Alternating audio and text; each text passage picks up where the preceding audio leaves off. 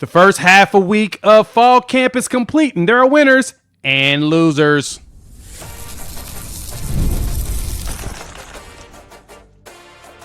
You are Locked On Sooners, your daily podcast on the Oklahoma Sooners. Part of the Locked On Podcast Network, your team every day. Welcome to Locked On Sooners, and thank you all for making Locked On Sooners your first listen every single day. Shout out to all the everydayers out there for tuning in and subscribing to the show. You can find us wherever podcasts are downloaded and listened to, and on YouTube. So hit that like, subscribe, and the bell notification so you don't miss when new episodes drop. Today's episode is brought to you by our partners at Gametime. Download the Gametime app, create an account, and use the code LOCKEDONCollege for $20 off your first purchase at Gametime. I'm Jay Smith. You can follow me on socials at Unfair Sports and check out my channel, Unfair Sports, covering OU, SEC, and college football in general. You can follow my co-host John at John9Williams, as well as read his writing over at SoonersWire.com, part of USA Today Sports. And we got a few things to talk about. There's some chaos scenarios I want to dive into, the what ifs that have been going through my brain. We're also going to talk about, on the defensive side of the ball, our winners and losers. But first, week one, well, the first half of week one of fall camp has begun, and there were some winners and unfortunately some losers. So we'll start off with this. On the offensive side of the ball, the winners to me, the first ones are definitely the fan base. We got to see all the great propaganda that came out. You saw passes from John Mateer. You saw passes from Michael Hawkins. You saw throws into like tight spots. You saw interceptions and passes that got knocked down. You actually got a whole smorgasbord of everything when it comes to passes, completions, incompletions, everything. And it looked good. You even got to see some of the battles in the trenches. Now, a lot of this that we saw did not have any type of like pads for the most part. I mean, you got some shoulder pads, but you didn't really have the leg gear on. But they threw the pads on Saturday. And so for Sooner Nation, that winner is being able to see and smell and have those butterflies and feelings that football will be here in roughly 3 weeks. My goodness, we're about to be back at that time. And so besides that component of it, the Oklahoma Sooners are making sure that you all see the things that we know will get you hyped in preparation for the Illinois State game. Now, we all know that that game is not the one that you all are looking forward to the most. You're looking forward to the Michigan game because it will be a top 25 matchup, and you'll really get to gauge how good you think the Sooners are going to be. Well, I think Illinois State's going to tell us the most, if you want me to be truly honest, because if we walk into that game and we dominate, then we can expect this team to continue on a trajectory similarly through the rest of the season. If we struggle in that game, similar to what we did against Temple last year and Houston and Tulane, all of you will be back to worrying. So winning on this side is you got to see some of these players go and how much growth we've seen.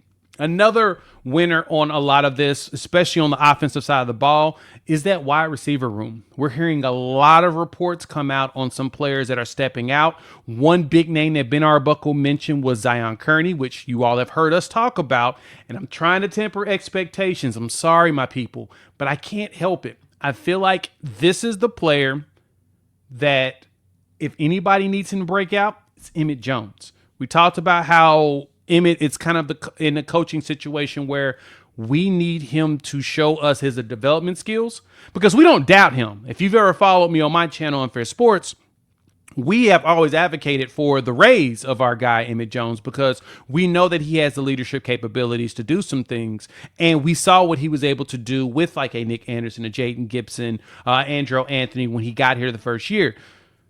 Now we need to see that from his actual recruits. And Zion Kearney has the opportunity for it. That Navy game made you start to feel some stuff.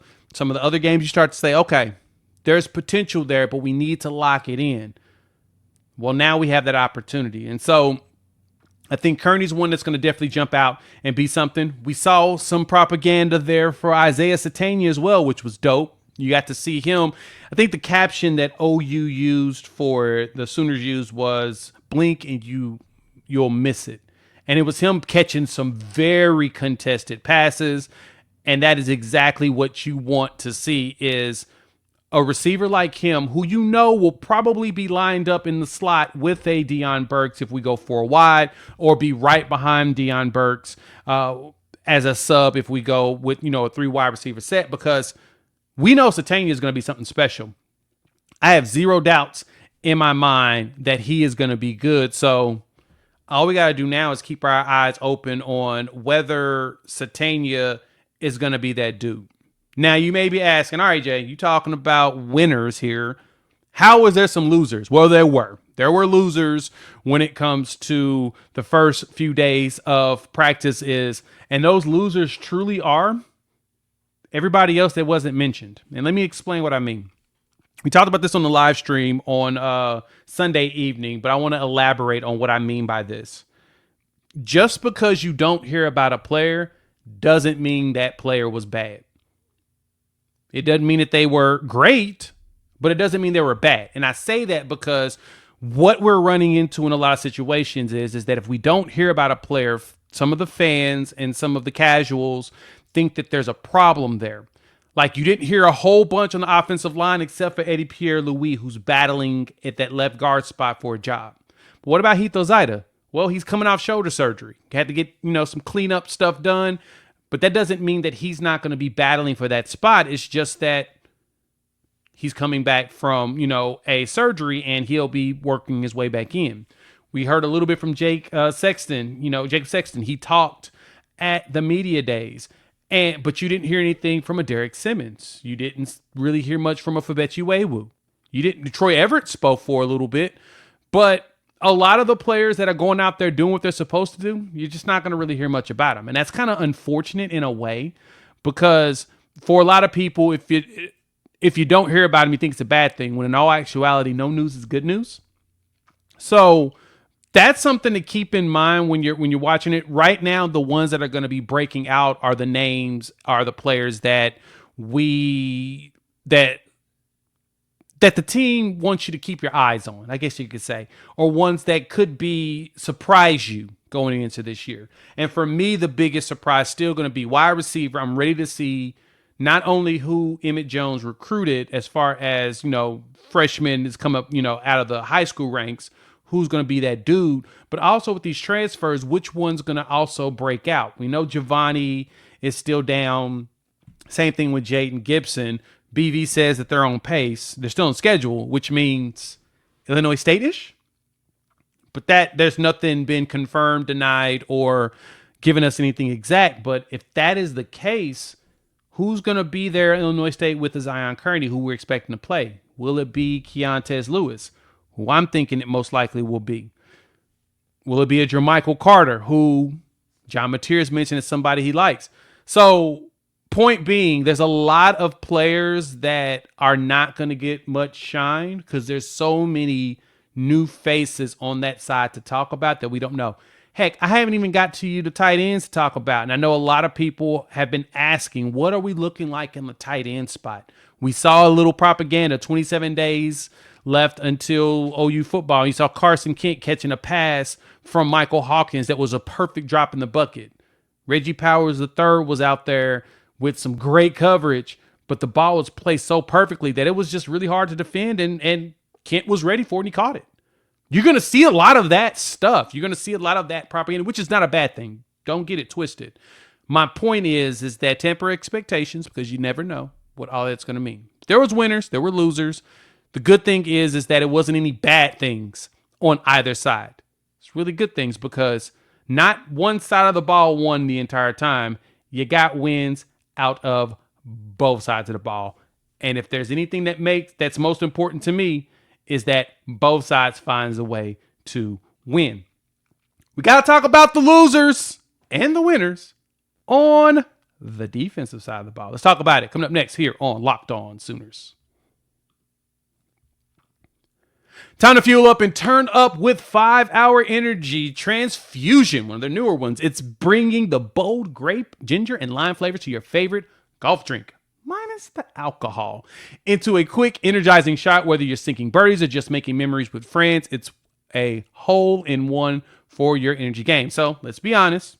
When you're out there on the course, on or off, you need a little extra boost, 5-hour energy to stay sharp and energized, especially when it comes to me. Like, the good thing about my day job is we spend a lot of time on golf courses, especially on Fridays. And I've seen some wild stuff. And one course I got to play at was in Vegas, and it was like odd. It was challenging, but it was still fun. It was one of those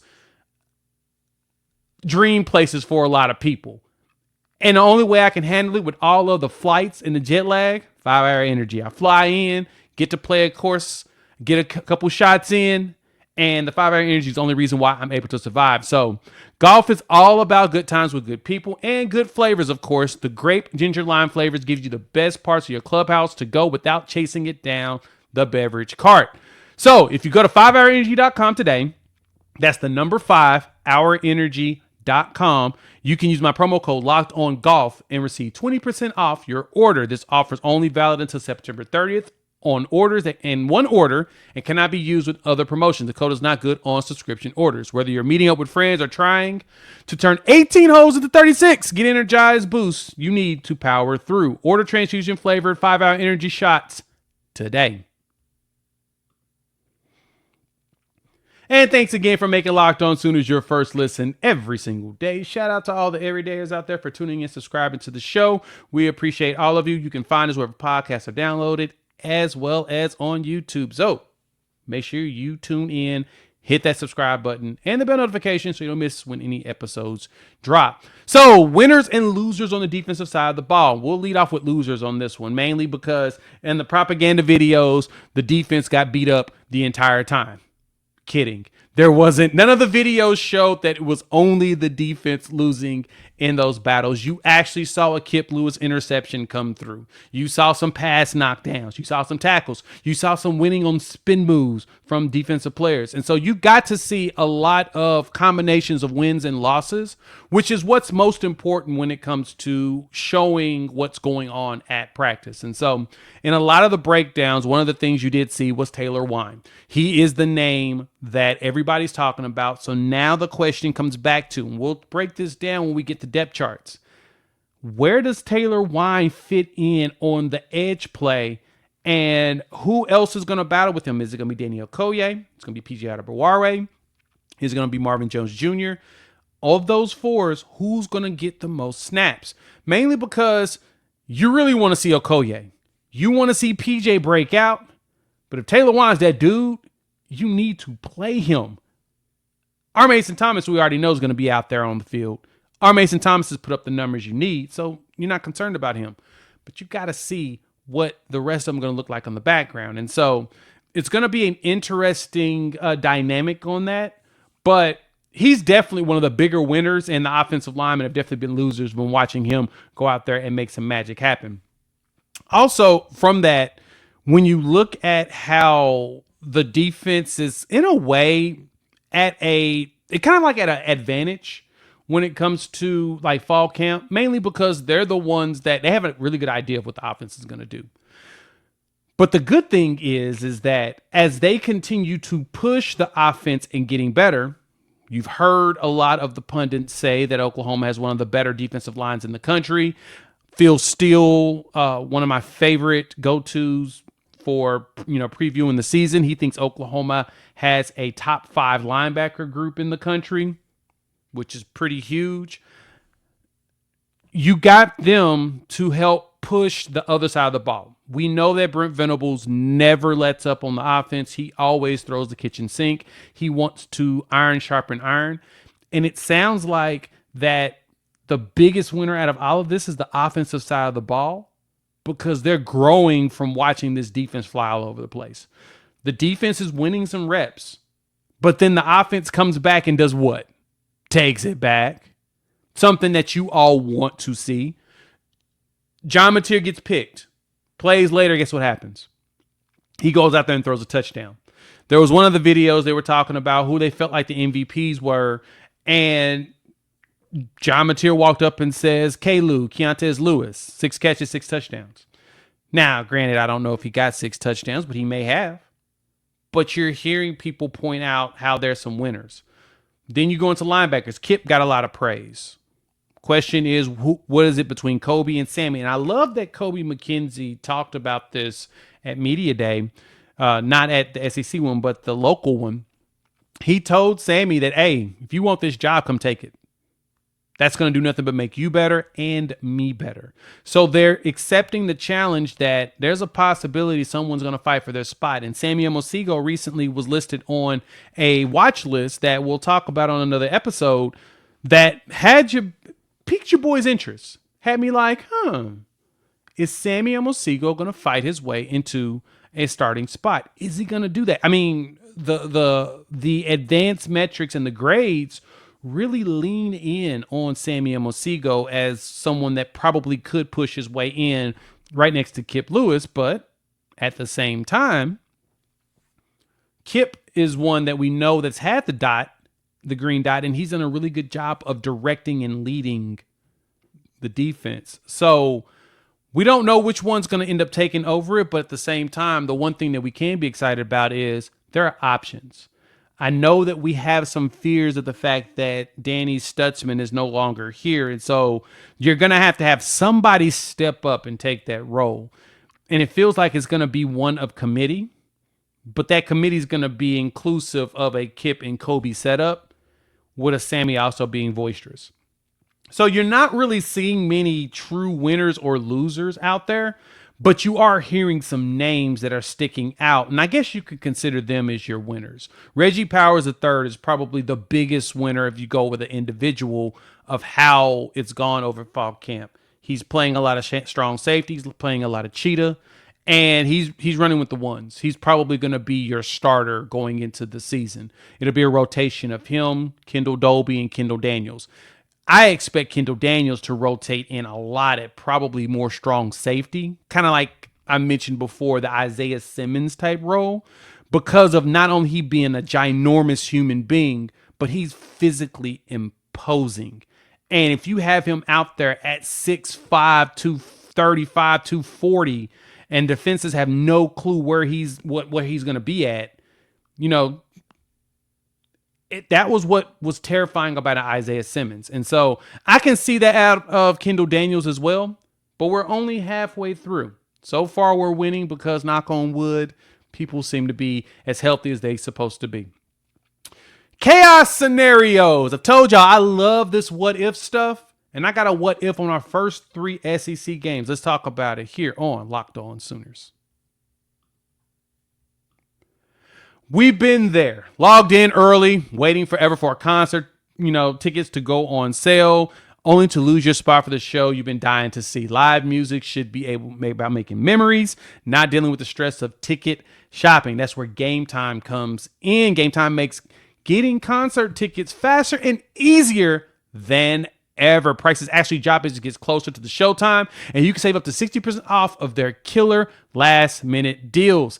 I get tired of scrolling around trying to find tickets for games. Like when I went to the NBA Finals and watched the Pacers play, I hopped on Gametime right about an hour before the game, scrolled through. I looked at the panoramic seat view so I had an idea of where I would sit down, because I've never been out there to the arena there in Indianapolis, which made it so easy for me. I did it recently in Vegas as well when I went to T-Mobile to go see a concert. It made it super easy, and the Gametime guarantee has your back with any cancellation protection and more, especially if your plans abruptly have to change. So take the guesswork out of buying concert and show tickets with Gametime. Download the Gametime app, create an account. Use the code LOCKEDONCollege for $20 off your first purchase. Terms apply. Again, create an account and redeem the code LOCKEDONCOLLEGE for $20 off. Download the Gametime app today. Last minute tickets, lowest prices guaranteed. And once again, thanks for making Locked On Sooners your first listen every single day. Shout out to all the everydayers out there for tuning in and subscribing to the show. Man, season cannot hurry get here. We're roughly 3 weeks out. And so it's time to kind of put some predictions out there and, little curiosity as to what things would look like if Team A shows up at the game in this scenario or that scenario. So Of course, we start, the year off. Illinois State, you got Michigan at the crib, which is awesome. You travel to Temple up in Philadelphia, play a little bit of road game. Then you have your first SEC home game, which is Auburn. Now, Auburn's schedule is pretty interesting because they're starting the season off in Waco against Baylor. And the question has been asked, can they beat Baylor? Because Baylor has been considered by a few of the analysts as a top 5 team in the Big 12. Phil Steele has Baylor winning the Big 12 this year because of all of the components that they're bringing back. So when you look at Auburn's schedule, what would happen if Auburn shows up against Oklahoma 3-0? How would their mindset be in comparison to if they showed up 2-1 with a loss to Baylor? Now, the conversation has been, if Auburn loses the first game of the season, there's a chance that there will be a quarterback change at that point, or a coaching change. Could be one of the two. That is one of the two things that could potentially happen. I don't know. But if Auburn does not win out against Baylor on the road, which it is a road game, and that's going to be a tough environment to play at because Baylor's actually been pretty solid at their crib. The mindset of Auburn coming into Norman 3-0 is definitely going to be dramatically different than 2-1. But if they lose to Baylor, would they be forced to change into a different quarterback? If that means that a potential Ashton Daniels or a Deuce Knight could be your starting quarterback the 4th game of the season on the road in Norman, which is considered one of the toughest places to play in the country. That would be a massive change in dynamics because in the game planning, Oklahoma's already dealing with Bryce Underwood, 2nd game of the season, who will be a true freshman quarterback. It's going to be an intriguing battle between Chip Lindsey and Brent Venables and see who can best who. You don't want to be another team bringing in a young quarterback into Oklahoma like that. You don't want to deal with that. That's not a situation where you're going to feel that comfortable, especially if Oklahoma's offense is humming. That one to me is one massive. I think the feeling of Auburn fans coming in at 2-1, it's not going to be one of those like, well, it's only one loss, it'll be okay. It feels like that will be considered end of the world for them because the loss to Baylor could feel that way. Even if Baylor finishes the year with 10 wins, still would feel like that because Auburn has very high expectations this coming season. Well, after them, Oklahoma, of course, they get to enjoy some rest, and then they play Kent State, and then it's Red River.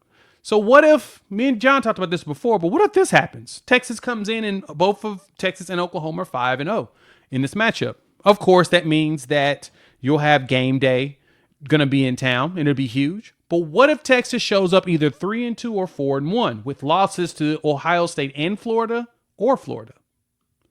How would that set for Texas going into that game? Now, them coming in 3-2 is not a ridiculous thought. It's not a ridiculous notion because that could easily happen. The question would be just how good is Arch going to be day one? We know the interior on their defense is their biggest question for Texas, but they still got good edges, good linebacker play, good secondary play. They got one good player at all 3 levels.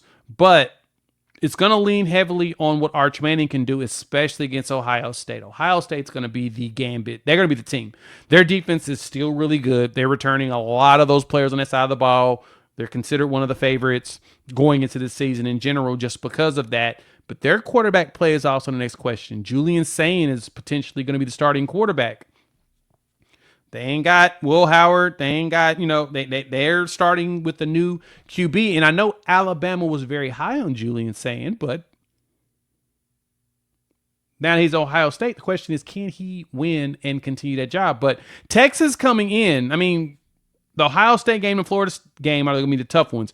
What gets me with the Texas game is that Texas is on the road all of the month of October. And that can be taxing on a team sometimes. But the question is going to be for Texas is if they can show up 5-0, that's going to be a very interesting combination for Oklahoma. But if they show up 3-2 or 4-1, is there a confidence piece that's kind of fallen off? Y'all let me know what y'all think on that one. But then you go from there Oklahoma versus South Carolina. Now, South Carolina was a little bit more intriguing because they have a very interesting schedule. When you look at the schedule here, opening Atlanta against Virginia Tech. And Virginia Tech could be or might not be a very good team this year. Very debatable. Then within 2 weeks, they got Vanderbilt coming to town. And we all know Vanderbilt is pushing to be one of the best teams in the SEC. Missouri, Kentucky, LSU. Ooh, man. We have to ask ourselves, how tough is it that you've got 4 conference games that early in the season?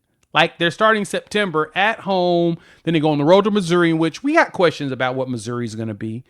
They've got a new quarterback, so of course, it's going to be a little bit of a challenge. But what's even more interesting is that South Carolina, they play Virginia Tech. The next week, Virginia Tech is hosting Vanderbilt, and then Vanderbilt goes South Carolina. So you've got those 3 teams are basically interlooped in like a 3-week span, which is very fascinating. But we know Kentucky's going to play them tough, but I don't think that should be a problem. But the traveling to Missouri is going to be interesting because Missouri thinks they're going to win that game. But then they have a bye week, and then they travel, after Kentucky, they travel to LSU. Then they got 2 home games. So Oklahoma is the second one of that. So if they start off 4-2, what do you think the mindset's going to be for Virginia, for South Carolina with wins over Virginia Tech, LSU, or losses to those 2 coming into it? What if they lose to Vanderbilt? Do we see some sort of I know there's going to be a change of quarterback. Lenore Sellers is starting quarterback, but does the public eye have a different view of what South Carolina is going to be if they lose to Virginia Tech, of all teams, or Vanderbilt? Now, LSU is the one that makes me wonder because they're on the road in Baton Rouge, and we know that LSU and them last year had that ridiculously epic game that probably shouldn't have been ridiculous or epic because of interceptions, pick sixes returned back due to personal fouls or something. It's really weird. But what if South Carolina comes in 3-3 with loses to Tech, Vanderbilt, and LSU? How would that happen? What if Missouri's one of those losses? Does that change the morale for this team or their mentality coming into and hosting Norman up there at William Bryce Stadium? That's a very tough one. That's a tricky one. I don't think that there's a reason for South Carolina to lose confidence and not come into this game at least 5-1. But I think 4-2 or 3-3 will be considered a failure for them because when you look at the rest of the schedule, Bama comes to town. They travel to Ole Miss. Then they travel to A&M. Coast Carolina comes to town, which should be fine. But then they have the Clemson game at the crib, in which Clemson is considered a team that should be playing in the playoffs or possibly for a national championship. So for South Carolina, that toughness of a schedule is going to require them to lock in. But I don't think if they show up in Norman with 2 losses or more, I'm sorry, if OU travels to William Bryce, my apologies, reverse that. They travel there and they're at home and South Carolina has 2 losses, maybe 3. That may be the end of their season. And I don't see Shane Beamer getting fired this year, but man, his seat's going to get hot. And that's just me being the truth. So with that, thank you all for tuning in here on Locked On Sooners. Thank you all for being part of the show. Make sure you subscribe to the show wherever you get your podcasts, as well as on YouTube. So hit that bell notification after you subscribe so you don't miss a single episode when it's dropped. Follow me at Unfair Sports. Check out my channel, Unfair Sports, here on YouTube. We talk all things OU football, SEC, and college football in general. Check out my co-host, John 9 Williams, and check him out over at Sooners Wire for USA Today Sports, where he's talking OU football as well. Follow us on all the socials, TikTok, Pinterest, Instagram. Just look for Locked On Sooners as we drop reels for all the shows that we put out. So for my co-host, John, I'm Jay Smith. We will chop it up with you all tomorrow. Boomer Sooner.